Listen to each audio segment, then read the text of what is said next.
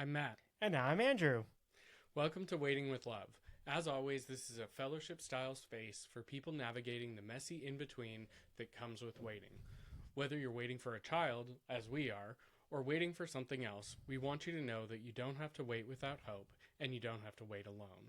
This is especially true when that waiting has lasted longer, hurt more, or changed you more than you expected. If you've ever felt stuck in the middle of something you desperately want, you're in the right place. Thank you for being here.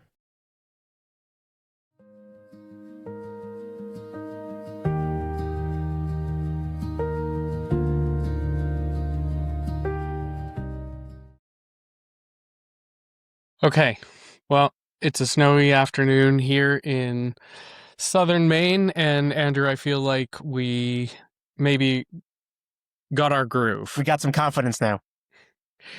So I was reflecting this week, as you know, I flew to New York and back yesterday. No, he's not being like what the word is. He literally left yesterday morning, came back last night. Sorry. In our industry, we call it a turn and burn, but I had several hours in LaGuardia Airport last night, and I was thinking about these past 10 years and this journey, and something that I had said to my client yesterday. I started thinking, this really kind of applies to us and to our situation and people who are like us in this situation. And one of the things that I do in my day job is I work with clients going through large scale mergers and acquisitions, and they're faced with a lot of uncertainty. And I think that it's really no different than, us going through this process. And one of the things that we do to help them get past some of that uncertainty is to try and think about what work they could do that we call no regret. What can we do that no matter what the outcome is, no matter how uncertain that outcome ultimately is, what are things that would be no regret, that we wouldn't regret doing, even if things didn't turn out the way that we had planned, which, I mean, for us so far has been the case. It's why we're sitting here. And, as I was starting to think about filming this weekend, I was thinking this might be a really interesting topic about no regret work. And part of why I think it's interesting actually is a little self-deprecating because we've done a lot of regret work throughout this process. But I wanted, to talk a little bit about no regrets. And so, the question that I was thinking, Andrew, that maybe you can start with is, when we first started trying to build a family, what do you recall thinking was going to be simple? Yeah, and just one thing before I answer that question, because I just want to make sure, because we talked about it last week. This might be the first episode where we say things that you might disagree. Like, what some things that we might regret or wish we could do differently might be something you need to do and works for you. And, and there's nothing wrong with that. So just FYI. Okay. What did I think would be simple? Yeah, I thought we'd get a baby pretty quickly, to be perfectly honest with y'all. We were doing open adoption. That was the first foray into this. It was going to be an infant, like we wanted an infant. That's what so the agency we worked with only did infants, so newborns. Again, nothing wrong with other kinds of adoption. That maybe one day we'll talk more about this, but that's what we chose to do. Mm-hmm. I remember we were sitting in the informational session before we signed up with the first agency, talking about open adoption and whatnot. And the very first thing, of course, I did, and I'm not, again, I'm sharing this because I'm embarrassed by it. I do regret this, is I started comparing myself and ourselves with every single person in the room with us. And I had these thoughts go through my head, and it's embarrassing, but they're all older than we are. We're way hotter than they are. We're in better shape than they are. We present ourselves better than they do. Like I was doing that with every single person. Like, for example, there was this lovely same-sex couple from, I think it was Mississippi. Yeah. And they were significantly older than us, probably in their 50s. This is 10 years ago. And we never saw them again or met them again. So God willing, they've been successful. But that was my first thought. And it was a terrible thought. Like, oh, they're so much older than they are. Then nobody's ever going to pick them. Like, what a terrible thought. And then, just so things like that, how simple I thought it was going to be. Yeah. Like, we'll just get a baby because we're young. We're good looking. They're going to, we'll be around forever for the grandchildren, even the great grandchildren when we first started, maybe, if things were perfect. So I think I really thought it would be that simple. What about you? I think for me, you know, it for anybody, I think, who is looking to have a family, it's exciting. And despite your better judgment, my better judgment, our listeners' better judgment, it's just hard not to be excited. Mm, And I remember when we started making some headway after the first bankruptcy, when we'd moved on to the second agency and we were starting to get, questions from prospective birth mothers, hmm it was really hard to walk into a store that sold baby stuff and not play those mental gymnastics of, well, what's one onesie gonna hurt? Like it's just one, we can tuck it away Right, in and the then one closet. onesie It's became two onesies, and then a baby book, and mm, then a blanket, and then what ultimately happened was we got matched the first time, and we told. I mean, this is something we talked about last week. We told everybody, all our friends at work, our personal friends, our family, and what did they all do? They started sending us stuff. yeah. Again, they meant, of course, they meant well. Like, they're excited for us. They're excited about the idea of us having kids. So we started getting packages of more onesies in the mail and Yeah. all sorts of stuff. And then ultimately we got matched. We were supposed to have twins, Hmm. and we were matched for a very long time. For most of the pregnancy, I believe. Yeah.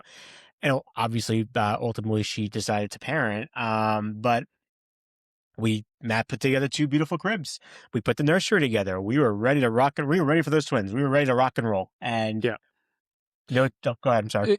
Yeah, no, I mean, I think you're right. I mean, when we started, we thought that that was no regret. We thought, we were matched and we were going to have twins and we were going to need two of everything. And I mean, the logic was 100% there as to why we did what we did.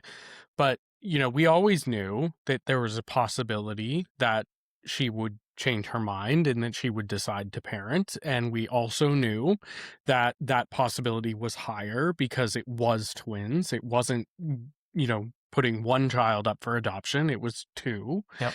And I think that, despite our best intentions, what was meant to be no regrets, setting up the nursery, getting the two cribs up and ready, and two mobiles dangling around them, ultimately turned into a really big regret because when, that fell through and then we had several others fall through almost immediately afterwards and we had paused our journey to have a family, it meant we had to get rid of everything. So I guess like now that I'm kind of saying it out loud, it wasn't so much that the buying it was the regretful part. It was what came later when we had to get rid of stuff.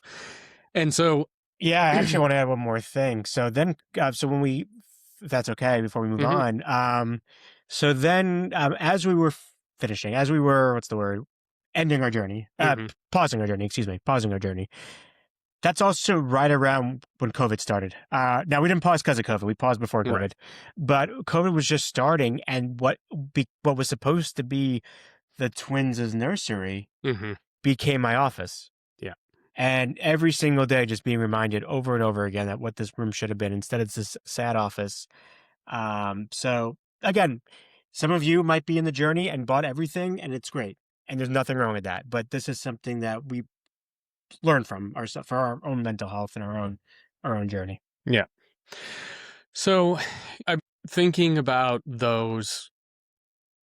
It takes a fundamental mental shift, or it did for us, to stop recognizing those things as failures. They were learning Yep. experiences.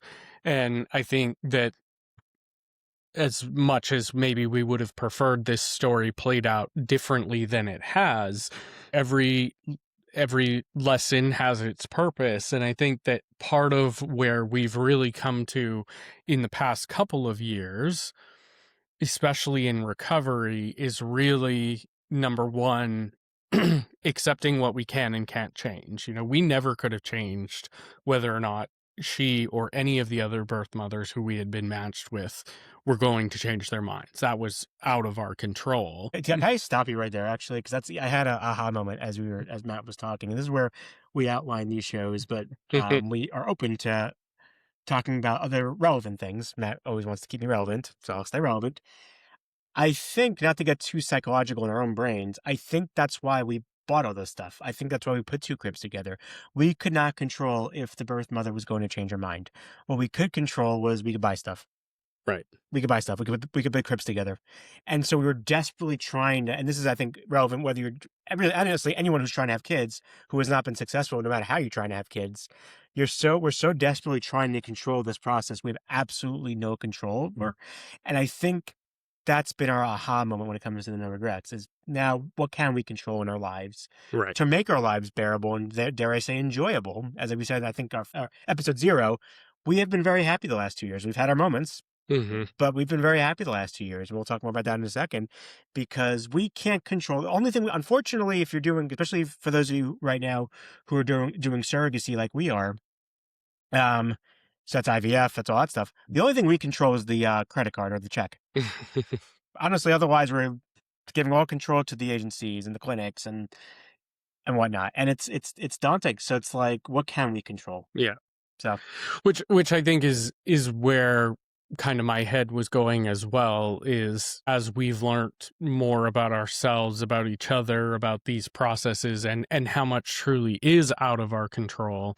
I think we've made a pretty fundamental shift in what no regrets looks like for us. And I think about some of the things that we've done that maybe I define, I think you'll agree with, as truly no regrets. As we sit here, we're sitting in a previously unfinished basement, which is now finished. And, if down the line there's a child that blesses our presence, then it will be great that we have a finished basement, but it's also a space that we now have to enjoy. It's a space for our guests to enjoy. And I think that speaks to some of what I'm referring to in that mental shift of no regrets work of, yeah, our house value is worth more now because we finished our basement. yeah, yeah, that's true. That's very true. I think as we were pivoting to that new mindset and reframing our minds a little bit to be a more like, what can we control? I think the hardest thing we face as we continue to be in this gray zone where we're, certainly trying to still grow our family, but there's no end in sight currently. The habit I think that I'm really struggling with still is like when I talk to people, when I think about my own future or our future, excuse me, um, do I think about the future kids? Hmm. Like, because it's like there's so much pressure to live in the moment, Yeah. but like, it's, as you all know, any of you who are trying to have kids through adoption or surrogacy or any IVF or whatever, first of all, it's a fortune. So like, you can't just live in the moment because you financially have to save, to start purely financially, it's very difficult. So letting go of like balancing, we need to save for the one day future, but also we need to live. Um, Yeah. that's been the hardest for me. Yeah. And I think that part of living both in the future and in the present is probably noted by some of the decisions that you make. I mean, we made a decision to move to Maine, where it's arguably much safer than Houston, Texas, or southern Florida in many cases. And It's interesting because for a while, I think we were coping Mhm. when we were on our long pause. There's been a few pauses, a few different surrogacies, a few different adoptions. We had a long pause. Actually, the one we were just talking about when we took the cribs down and COVID started, we basically took all of COVID off. Basically, when it comes to Like the rest of the like the world. rest of the world. I mean, Mhm. who would want kids during COVID, right? You're stuck in your houses.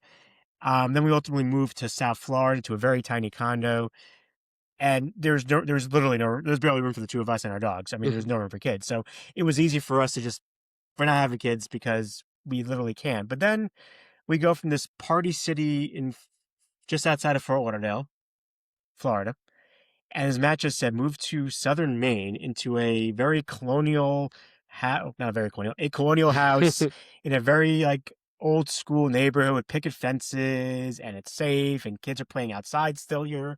You even get the hockey nets on the street here, which is so cool to see. Hmm. It, how do we go from South Florida to Maine, even if we weren't talking about it out loud, without the goal of having kids still in our hearts, right? Yeah. And so we started making decisions subconsciously that was like, let's live in the moment, but like I think we know where this is going.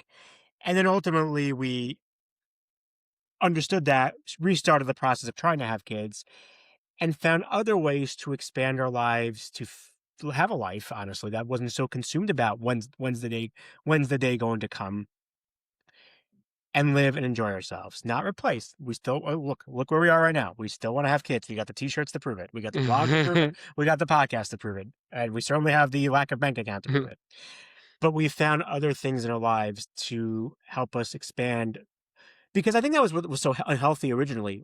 Everything we did, everything we decided, every activity we did was all about we're gonna have kids one day, Right. which is understandable. I'm sure a lot of you all do the same thing, but that's not healthy. Even when the kids get here, hopefully, we still have to have our lives.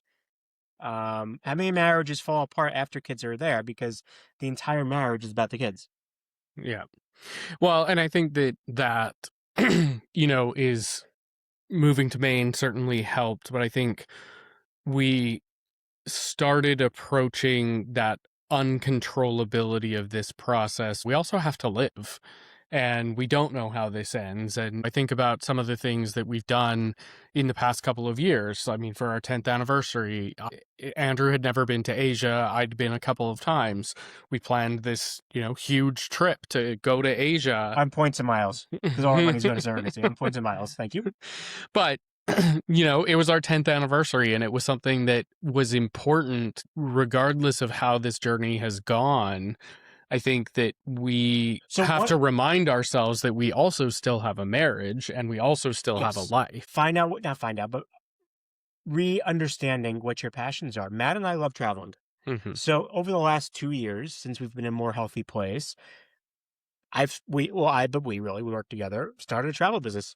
Mm-hmm. It's a little side gig, just for fun.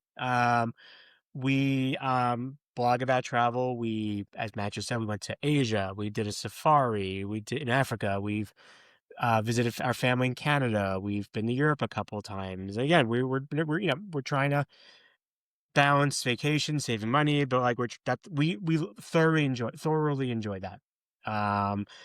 Yeah. And of course, the capstone of all of this, and if he's listening, hello, is for privacy, we don't have to use his name, but we hosted a foreign exchange student from France last year, who it's so hard because he has like the best parents ever. We can never like come close to them, but we don't consider him an exchange student. We consider him also our son now. And um, as we alluded to in episode 0, we'll say right now, we would not trade him for earlier babies in a million years.